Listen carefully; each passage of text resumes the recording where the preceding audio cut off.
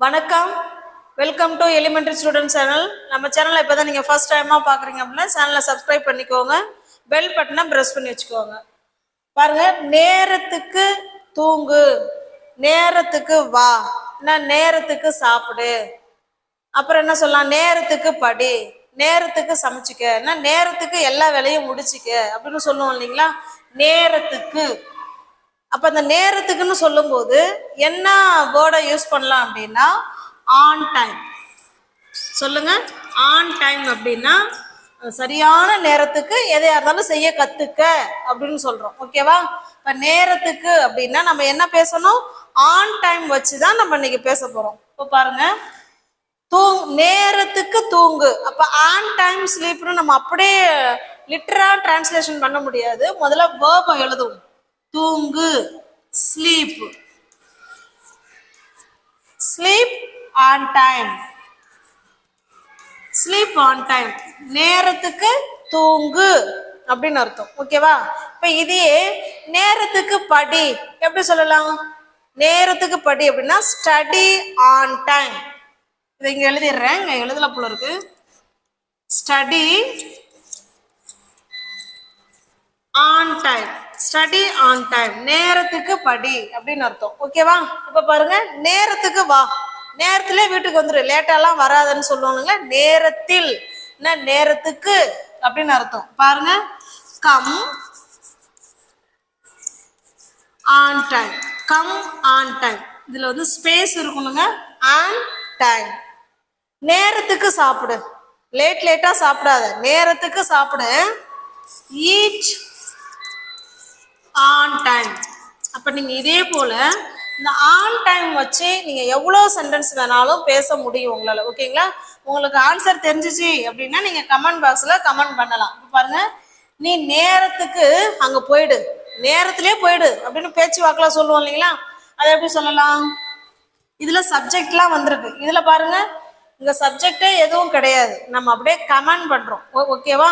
Imperative sentence. நேரத்துக்கு படி, நேரத்துக்கு தூங்கு, நேரத்துக்கு சாப்பிடு, நேரத்துக்கு விளையாடு, இந்த மாதிரி சொல்லுவோம் இல்லைங்களா. இது எல்லாமே நம்ம ஆன் டைம் வச்சு பேசலாம். Okay, got it? இதுல எந்த சப்ஜெக்டும் வரல. இப்ப பாருங்க, இதுல சப்ஜெக்டோடு வந்திருக்கு. கொஞ்சம் சென்டென்ஸை பெருசுபடுத்திருக்கோம். நீ நேரத்துக்கு அங்க போயிடு. ஓகேவா? அப்படின்னா என்ன, நீ சீக்கிரமாவே நேரத்திலேயே அங்க போயிடு அப்படின்னு அர்த்தம். பாருங்க, ஃபர்ஸ்ட் சப்ஜெக்ட் யூ, போகிறதுக்கு என்னங்க இங்கிலீஷ்ல கோ, யூ கோ, போயிடு. நேரத்துக்கு இப்பதானே சொன்னோம், யூ கோ ஆன் டைம். அவ்வளவுதாங்க, எவ்வளவு ஈஸியா முடியுது பாருங்க. யூ கோ ஆன் டைம் அப்படின்னா என்ன அர்த்தம், நீ நேரத்துக்கு போயிடு அப்படின்னு அர்த்தம். இப்ப அங்கே அப்படின்னு இருக்கா, அப்ப யூ கோ தேர், நீ அங்க நேரத்துக்கு போயிடு. You go there on time. Next பாருங்க, நேரத்துக்கு சமைச்சிரு, நேரத்துக்கு சமைச்சிடு அப்படி என்ன சொல்றோம், சமை அப்படிங்கிறதுக்கு என்னங்க வேர்பு, குக். ஓகேவா? இதுல எங்குமே இந்த சென்டென்ஸ்ல சப்ஜெக்ட் அங்க யாரும் இல்லை, பொதுவா சொல்றோம் நேரத்துக்கு சமைச்சிரு அப்படின்னு சொல்றோம். அதனால வேர்பை ஃபர்ஸ்ட் போட்டுக்கிறோம். ஆன் டைம், நேரத்துக்கு அப்படின்னா என்ன சொல்லுவோம், on time. Cook on time, நேரத்துக்கு சமைச்சிரு. ஒருவேளை நீ நேரத்துக்கு சமைச்சிரு அப்படின்னா இந்த இடத்துல யூவை மட்டும் ஆட் பண்ணிக்கிறோம். ஓகேவா?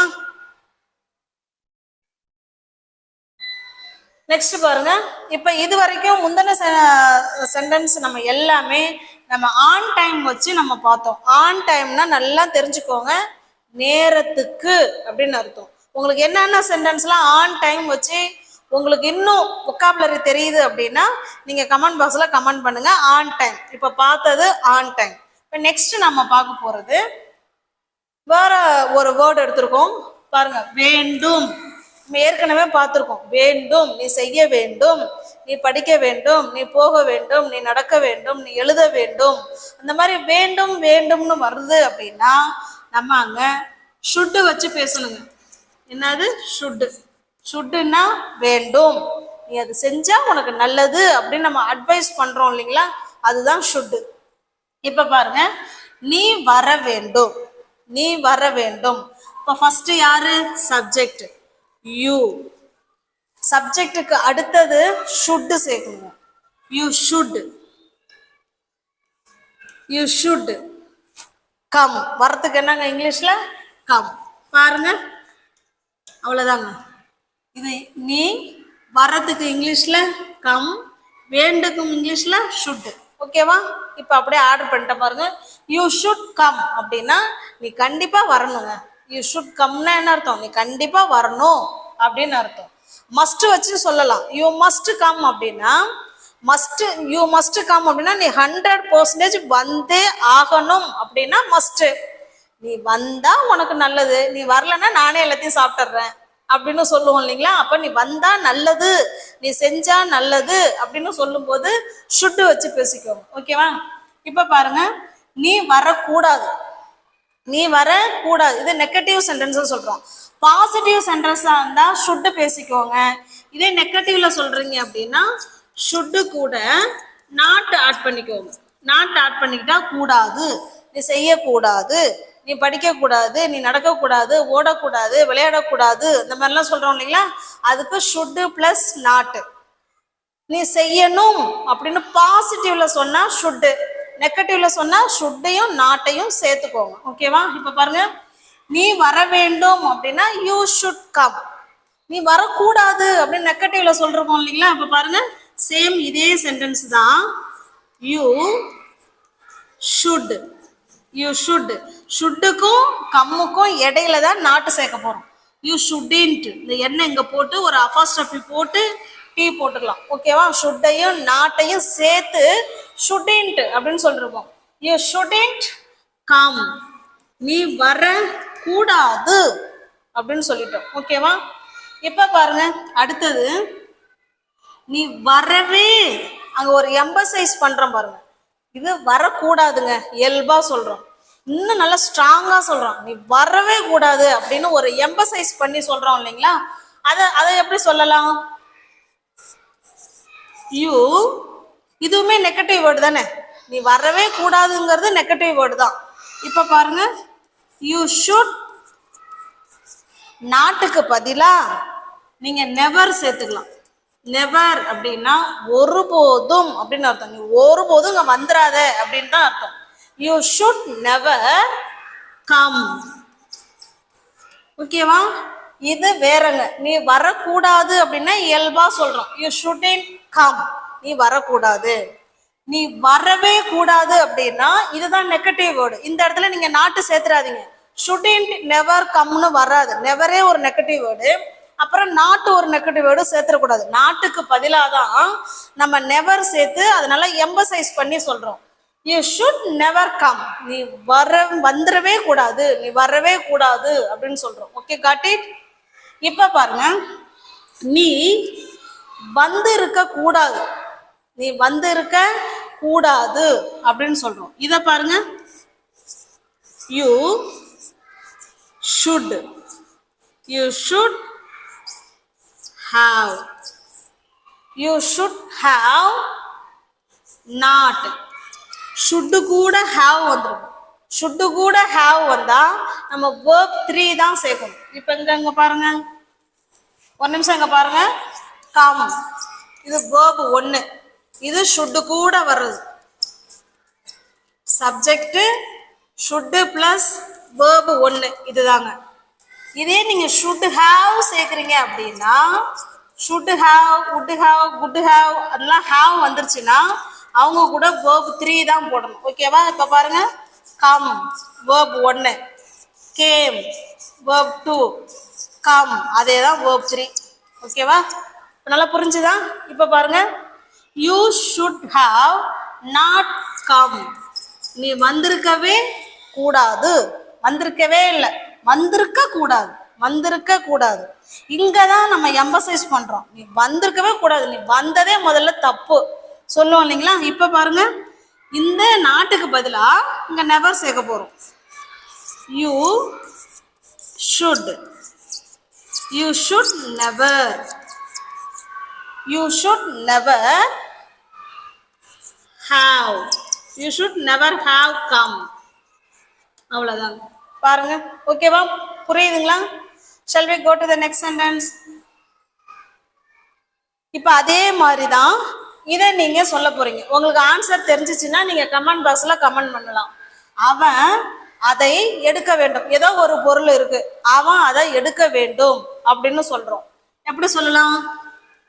ஹி வேண்டும் அப்படின்னா சப்ஜெக்டுக்கு அடுத்தது ஷுட். ஹி ஷுட், அவன் என்ன செய்யணுமா? எடுக்கணும்.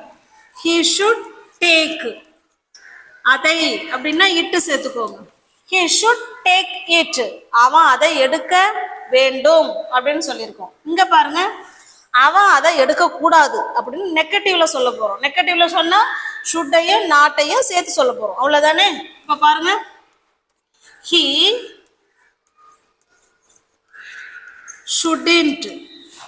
நீங்க ஆன்சர் தெரிஞ்சிச்சுன்னா பாஸ் பண்ணிக்கோங்க வீடியோவை. ஆன்சர் பண்ணிட்டு அதுக்கப்புறமா உங்களோட ஆன்சரை செக் பண்ணிக்கோங்க. he shouldn't take it, அவன் அதை எடுக்க கூடாது அப்படின்னு சொல்லியிருக்கோம். இங்க பாருங்க, எடுக்கவே. எடுக்கவே அப்படின்னா நாட்டுக்கு பதிலா நெவர் சேர்த்துக்கணும். ஓகேவா? இப்ப பாருங்க, அதேதான். he should never, he should never take it. இந்த நெவர் தாங்க அங்க எம்பசைஸ் பண்ணுது. எடுக்கவே கூடாது, ஸ்ட்ராங்கா உறுதியா சொல்றோம். he should never take it, அவன் அதை எடுக்கவே கூடாது அப்படின்னு சொல்றான். நெக்ஸ்ட் பாருங்க, அவன் அதை எடுத்திருந்திருக்க கூடாது. அவன் அதை எடுத்திருந்திருக்க கூடாது அப்படின்னு சொல்றான். அப்ப இங்க should have சொல்ல போறோம். இப்ப should haveனா verb 3 தானே வரணும். இப்ப பாருங்க, he should have, he should have take, took, taken, அதுதான் verb 3. he should have not taken it. ஓகேவா? ஏன்னா எடுத்திருக்க கூடாதுன்னு சொல்றோம் இல்லைங்களா, அதனால have கூட not சேர்த்திருக்கோம். have not, நீங்க இதை haven't அப்படி சொல்லலாம். he should haven't take it, அவன் அதை எடுத்திருக்க கூடாது. இப்ப அதையே எம்பசைஸ் பண்ணி சொல்றோம். அவன் அதை எடுத்திருக்கவே கூடாதுங்க அப்படின்னு சொல்றோம் இல்லைங்களா. அப்ப இங்க நாட்டுக்கு பதிலா நம்ம அங்க என்ன சேர்க்க போறோம்? நெவர் சேர்க்க போறோம். பாருங்க, he should, he should never, ஷுட்டுக்கு பக்கத்துலயே நெவரை சேர்த்து அதுக்கப்புறம் have taken it. ஓகேவா? அவ்வளவுதான். இப்போ ஷுட்டு வச்சு நம்ம பார்த்துக்கோம். அப்போ ஷுட்டு வச்சு இத்தனை டைப்ல நம்ம பேசலாங்க. ஷுட்டு, ஷுட்டின், ஷுட் ஹாவ், அப்புறம் ஷுட் நெவர் ஹாவ். ஓகேவா? இந்த டைப்லாம் நம்ம பேசலாம். நெக்ஸ்ட் பாருங்க,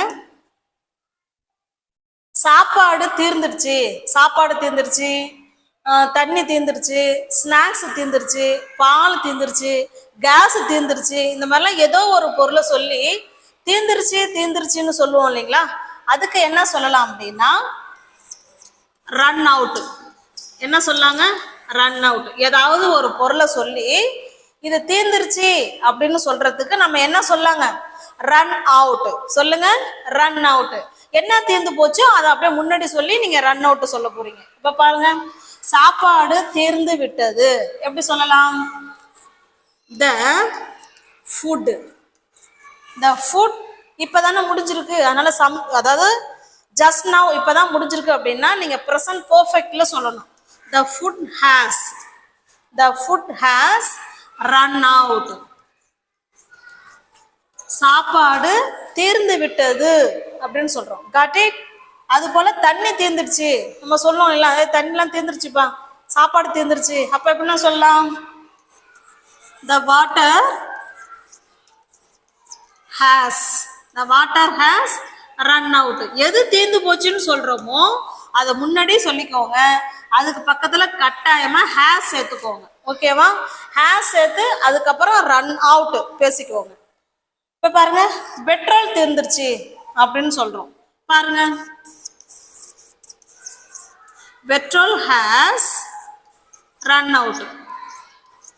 அவ்வளவுதாங்க. இப்ப அரிசி தீர்ந்து போச்சு அப்படின்னு சொல்லணும். எப்படி சொல்லலாம் சொல்லுங்க? அரிசி தீர்ந்துருச்சு, சர்க்கரை தீர்ந்துருச்சு, வேற என்ன தீர்ந்துருச்சு சொல்லலாம்?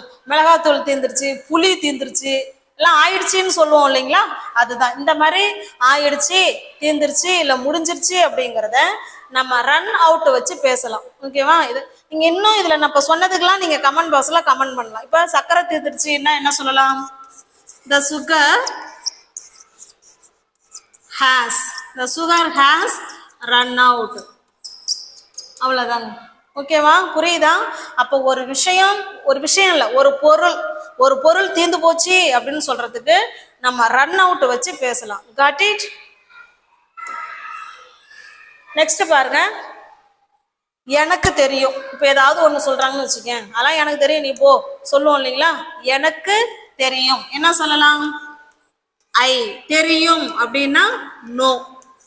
ஐ நோ அப்படின்னா என்ன அர்த்தம்? எனக்கு தெரியும் அப்படின்னு அர்த்தம். இப்ப பாருங்க, எனக்கு எல்லாம் தெரியும், எனக்கு எல்லாம் தெரியும்னு சொல்ல போறோம்.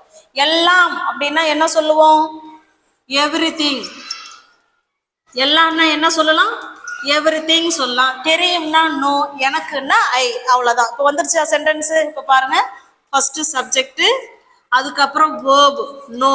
ஐ நோ, எனக்கு தெரியும். எல்லாம் அப்படிங்கறத கடைசியா கொண்டு வாங்க. எவ்ரிதிங். ஐ நோ எவ்ரிதிங், எனக்கு எல்லாம் தெரியும். எனக்கு தெரியும்ங்கிறது வேற. ஐ நோ, எனக்கு தெரியும், எனக்கு எல்லாம் தெரியும். I know everything. Okay, got it? இப்ப பாருங்க, எனக்கு எதுவுமே தெரியாது, எனக்கு எல்லாம் தெரியுங்கிறது வேற. எனக்கு எதுவுமே தெரியாது அப்படின்னா நீங்க எனிதிங் சேர்க்குறீங்க. பாருங்க, I don't, I don't know, I don't know anything. எனக்கு எதுவுமே தெரியாதுங்க அப்படிங்கிறதுக்கு I don't know anything. Okay, got it? இப்போ எனக்கு தெரியும் அப்படின்னா ஐ நோ, எனக்கு எல்லாம் தெரியும் அப்படின்னா ஐ நோ எவ்ரிதிங். எனக்கு எதுவுமே தெரியாதுங்க, ஐ டோன்ட் நோ எனிதிங். ஓகேவா? இப்போ எனிதிங் எவ்ரிதிங் எந்த இடத்துல பயன்படுத்துறோம்னு பார்த்துக்கோங்க. எவ்ரிதிங்கிறது பாசிட்டிவ் சென்டென்ஸுக்கு வரும், எனிதிங்கிறது நெகட்டிவ் சென்டென்ஸுக்கு மட்டும்தான் வரும். Okay, got it? நெக்ஸ்ட் பாருங்க, இப்ப முன்ன பார்த்தது எனக்கு தெரியும், எனக்கு தெரியாது, எனக்கு எல்லாம் தெரியும் அப்படின்னு பார்த்தோம். இப்ப அதையே இத அவனுக்கு தெரியும், அவனுக்கு தெரியாது, அவனுக்கு எல்லாம் தெரியும், அவனுக்கு எதுவுமே தெரியாதுங்க அப்படின்னு சொல்ல போறோம். சொல்லாமா? பாருங்க, அவனுக்கு தெரியும், ஹீ. தெரியுங்கிறதுக்கு நோ, ஹீ வந்திருக்கிறதுனால வேர்பு கூட எஸ் சேர்க்கும். ஹீ நோஸ், அவனுக்கு தெரியும். ஓகேவா? அவனுக்கு தெரியாது அப்படின்னு சொல்ல போறோம். பாருங்க, ஹீ டஸ். இங்க பாருங்க, நல்லா கவனிங்க. ப்ரெசன்ட் டென்ஸுக்கு நெகட்டிவ் சென்டென்ஸ்ல நீங்க சொல்றதா இருந்தா ஒன்னு டோன்ட் வரும், இல்லைன்னா டஸ்ன்ட் வரும். ஓகேவா? இப்ப எப்பெல்லாம் டோன்ட் வரும் அப்படின்னா ஐ, வி, யூ, தே இவங்கெல்லாம் சப்ஜெக்டா வந்தா டோன்ட் சொல்லுங்க. எப்ப? நெகட்டிவ் சென்டென்ஸுக்கு ப்ரெசன்ட் டென்ஸ்ல. இதையே ஹீ டஸ்ன்ட் சொல்லணும்னா ஹீ வரணும், ஷீ வரணும், இட்டு வரணும், ஏதாவது பேர் வரணும். இவங்கெல்லாம் வந்தாங்கன்னா நீங்க டஸ்ன்ட் சொல்லுங்க. இப்ப பாருங்க, இந்த இடத்துல அவன் ஹீ தானே வந்திருக்கு. இப்ப ஹீ வந்தா டோன்ட் சொல்லணுமா, டஸ்ன்ட் வரணுமா? வெரி குட், டஸ்ன்ட் தான் வரணும். He doesn't, he doesn't no. நீங்க இந்த இடத்துல போய் எஸ் போட்டுறாதீங்க, ஏன்னா அதனுடைய எஸ் இங்கேயே வந்துருச்சு. டஸ் பிளஸ் நாட், இந்த டஸ் கூடயே இந்த எஸ் இங்க ஆட் ஆயிடுச்சு. அதனால நீங்க போய் இங்க ஹீ சப்ஜெக்டா வந்திருக்கு, அதனால அங்க எஸ் சேர்க்கணும் அப்படின்னு சேர்த்துறாதீங்க. அது இங்க மட்டும்தான், பாசிட்டிவ் சென்டென்ஸுக்கு மட்டும்தான். நெகட்டிவ் சென்டென்ஸுக்கு வேர்பு என்னவோ அதை அப்படியே போட்டுருங்க. ஓகேவா? ஹி டசன்ட் நோ, அவனுக்கு தெரியாது அப்படின்னு சொல்றோம். இதையே அவனுக்கு எல்லாம் தெரியும், அவனுக்கு எல்லாமே தெரியும் அப்படின்னு சொல்றோம். பாருங்க, he knows, he knows everything. எல்லாம் அப்படின்னா everything, he knows everything. he knows-னா அவனுக்கு தெரியும், எல்லாம் அப்படின்னா everything. he knows everything, அவனுக்கு எல்லாமே தெரியும் அப்படின்னு சொல்றோம். இப்ப பாருங்க, அவனுக்கு எதுவுமே தெரியாது, அவனுக்கு எதுவுமே தெரியாது எப்படி சொல்லலாம்?